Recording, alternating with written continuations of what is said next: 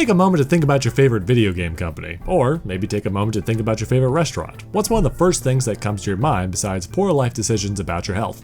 It's probably an image of some cute smarmy bastard enticing you down that path. This character is called a mascot. It's a character that's become synonymous with a company or franchise and often used in advertising a product. When people see Mario, they think of Nintendo. When people see Sonic, they think of Sega. But while these characters are certainly video game icons now, there's one particular company that people can't pin a specific character onto, and that company is Microsoft, or more specifically, their product, the Xbox. The original Xbox was Microsoft's first attempt at making a home console along the likes of Nintendo's GameCube and Sony's PlayStation 2. This is a pretty risky move considering the weight of these two video game giants and the failure of Sega's Dreamcast, which almost sunk their company back in the previous console war. However, the Xbox was actually fairly successful, even at launch, mostly due to their killer app, Halo Combat Evolved. In fact, it was Halo and Xbox Live that would actually bring about the mainstream success of console online play. I will soon experience complete oneness with an interconnected global community of game warriors. You ready, Grasshopper? I was born ready. My name is Chuck. You cool, dumb master? Nothing much, Grasshopper. So, these people, they can hear me in real time. We can hear you, fool. Yeah, how about shutting up and starting the race? All right. With that in mind, you would think that Microsoft would make Halo's main character Master Chief their mascot for the Xbox, since that's what a lot of people are starting to associate it with anyway, but they decided not to. Apparently, Microsoft felt that having the main character of an M-rated game wouldn't be a good fit for a mascot. Although, if they were worried about alienating younger fans, I think they needed a reality check. Microsoft needed a mascot for their new fun box, so they ventured into the unknown. Oh, they ventured deep. Deep into the annals of the internet, where they faced the many cosmic horrors of the web, the untamed wildlands of the net. There were many sacrifices. Those that made it back were never quite the same. But they found their answer amongst those horrid wastes. Cats. In pants. And Time Lords. Okay, so it probably didn't actually happen that way, but regardless, this was Microsoft's attempt at a mascot for the Xbox. So, this is...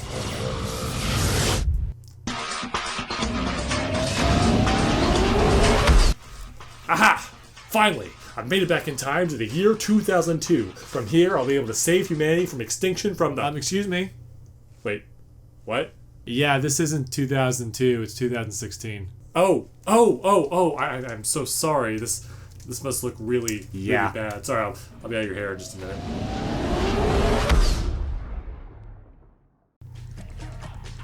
This is Blinx the Time Sweeper.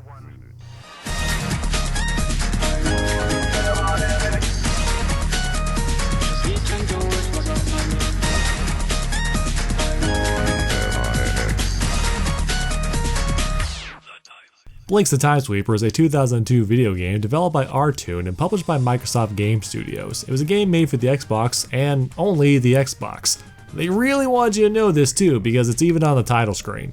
The game follows Blinkx, an anthropomorphic cat that works in a place called the Time Factory. The game opens up with a narration from Blinkx explaining just what that is.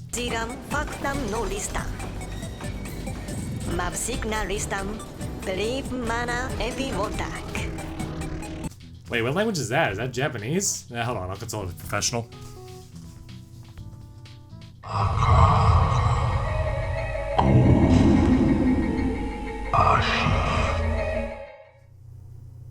No, not Japanese. There isn't a ton of dialogue in this game, but what there is not in an existing language for some reason. The characters all just speak some sort of weird Simish.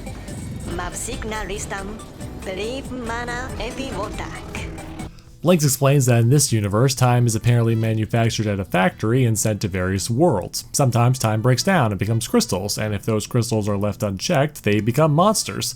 It's the duty of the Time Sweepers, a race of anthropomorphic cats at the factory, to go in and clean up the crystals before that happens. So eat your heart out, Steven Universe. Blinkx got a 13-year head start on you. But suddenly one day, disaster strikes. One of the worlds has its time crystals stolen by a gang of anthropomorphic pig bandits called the Tom Tom Gang, and they have also taken the local princess of the world hostage. This leads to the crystals becoming monsters, and the world being on the verge of destruction, so the Time Factory cuts it off to protect everyone else. However, Blinkx thinks the princess is kinda cute, and decides that bestiality is actually a-okay, so he barrels into the collapsing world to save it. Blinkx is a platformer. Blinkx runs, double jumps, and has a camera with inverted controls that will often be the death of you. The game has several worlds with 3 stages in each, but the objective is always the same. Make your way through each stage and eliminate every single monster, and then reach the goal. After completing 3 stages, you'll fight a boss and then hop on down to the next world. Enemies are defeated through the use of Blinx's Sweeper, a vacuum cleaner that can suck up treasure, time crystals, and most importantly, junk. The only way that Blinkx can hurt monsters is by shooting them with the junk that he picks up. It's kind of a goofy and weird premise, but the real question here I have is, why is there all this random junk lying around in these hard to reach places? I mean, how did it even get there? Wait, is that a Model T Ford? Who the hell is driving that? Of course, the most standout feature of Blinx the Time Sweeper is of course the time controls. Blinx has the power to influence the world around him by using his time powers, and apparently all these powers come directly off of a VCR.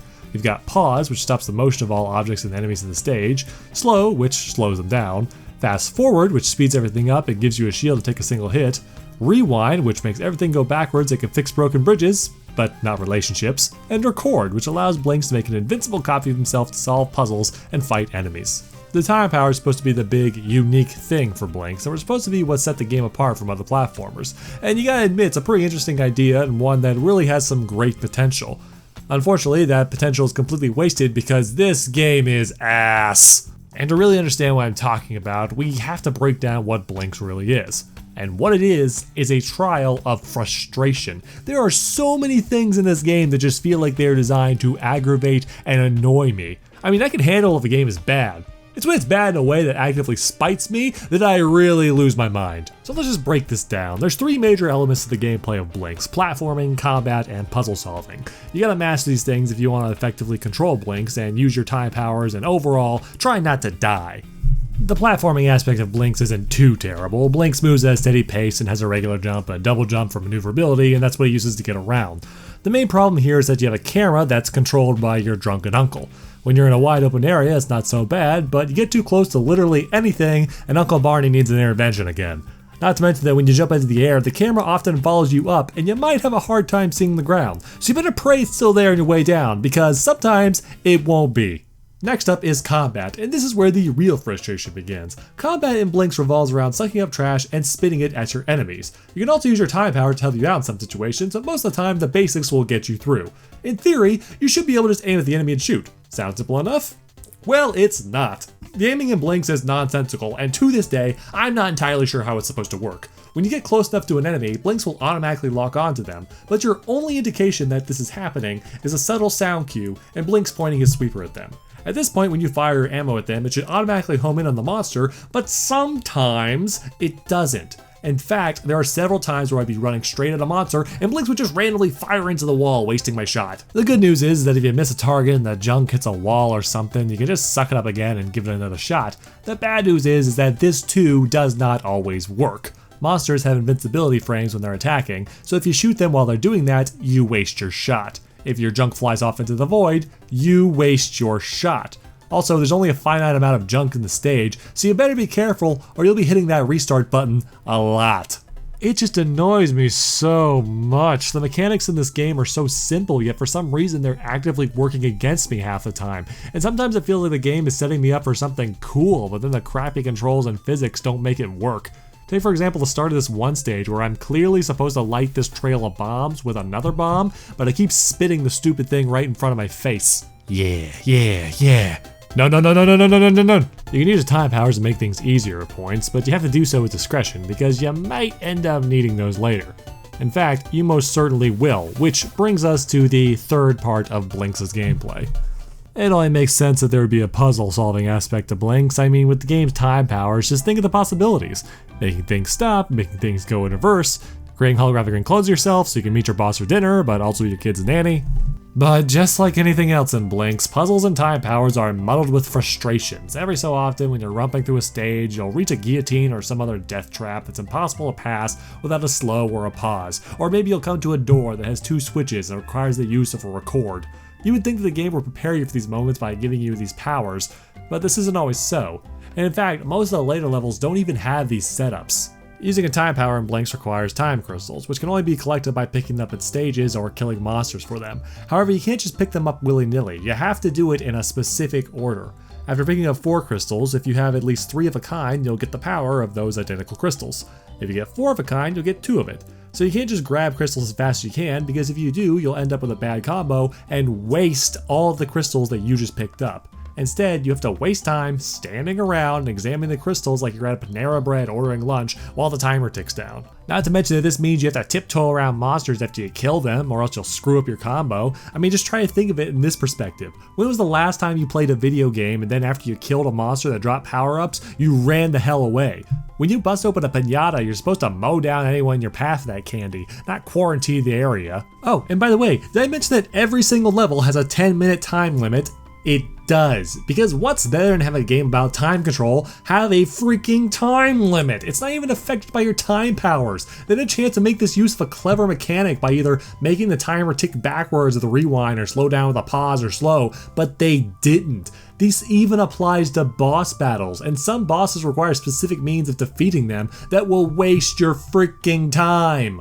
The only time the clock turns back is when you take damage, but there's no health bar in this game. Instead, you just have these retry tokens. When you get hit, you Prince of Persia your way back a few moments before you took damage. And while this is again an attempt at making the time powers interesting, all it really ends up doing for me is wasting my time watching Blinkx get his ass handed to me in reverse. But how does this relate to puzzles? Well, let's say you get to a part of the stage where a specific time power is required and you don't have it. Too bad, too sad, you now have to track back through the stage to try and find the combination of crystals you need before you run out of time. Also, did we mention that there's only a finite amount of time crystals in a stage, and the ones that come from monsters are randomly generated? Because if none of the ones you need spawned, you're gonna have to start the whole damn stage over again and hope you get the ones you need. Or better yet, leave the stage altogether, go to a different stage, farm crystals, and then come back. Just...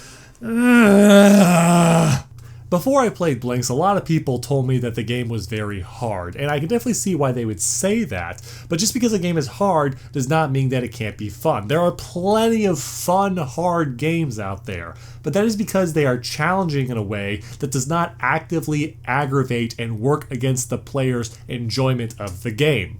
Blinkx constantly aggravates me by making me retrace my steps, waste my time, and overall just have really frustrating mechanics that are not well polished. Aha! I've made back in time to the years. God damn it. Despite slowly losing my sanity, I decided to push forward in this game and try and beat it. So I played through all the time pun-named levels, I fight all the goofy-looking monsters that were also secretly horrifying, and eventually I make it to the final stage, Momentopolis. Blinkx rushes in chasing the Tom-Toms and the princess, before he's confronted by the most powerful time monster yet. He stands off to have an epic final showdown when... Wait, what? What am I doing here?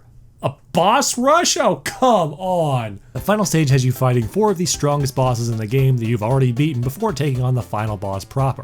If you lose all your retries at any point during the sequence and get a game over, or if you run out of time on any boss and get a time over, or if you leave the stage for any reason, you have to do it all over again. Hope you didn't make any plans tonight. But whatever, I pushed through and fought the final boss. I learned how to beat his stupid patterns and reach his final form, and oh crap, time's running out. Look at the last hit, and is he...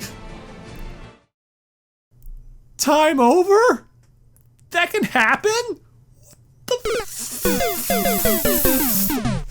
I had to fight all the bosses again. I hate this game. So at the end of it all, Blinkx saves the princess and then runs back to the time factory where he's treated as a hero. The credits roll, but we think it's over, and then the princess uses a rewind to bring Blinkx back and gives him the proper yiffing that he desired in the first place. I think it's worth noting that these retro reviews that I do on this channel are mostly games that I played during my childhood or games that I wanted to play, and Blinkx was definitely on that list. I remember as a kid seeing this come out on the Xbox, and just by the cover alone I was like, oh, that's a pretty cool character, and it sounds like a pretty cool concept. But I'm definitely glad that I saved my allowance on this game and bought it cheaply years later, because I would have been one angry kid. As for the release of Blinkx, the game did fairly average. It got decent scores, but overall the game wasn't super popular. As a result, Blinkx never became Microsoft's animal mascot like they had hoped. Interestingly enough, the game was the highest selling Xbox game in Japan for a while, a region where the Xbox in general doesn't do too well. Part of me thinks that this was half the reason for Blinkx's conception in the first place. It's not like Microsoft hasn't done weirder things to sell the products over there.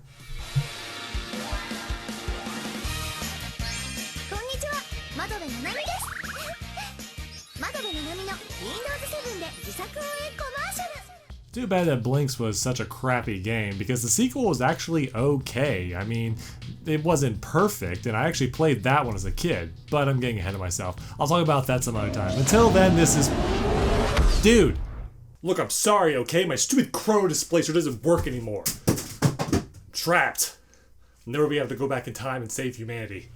What are you even trying to prevent, anyway? My name is Time Fox.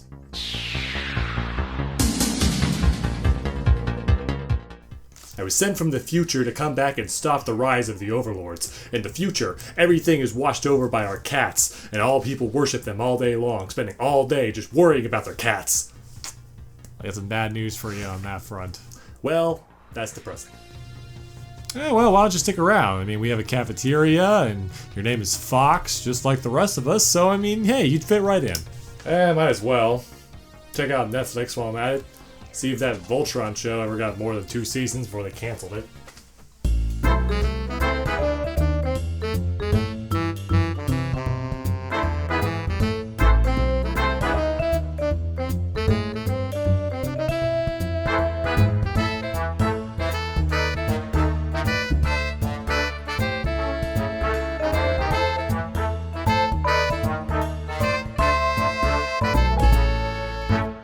I'm going with the lady with the boobs is going. In that portal? You got it! So, this is his chrono what's-it thing, huh? Looks like a Nokia cell phone. Go figure. Oh, well, here's his problem. He never adjusted it for daylight saving time. There, now it should work just fine.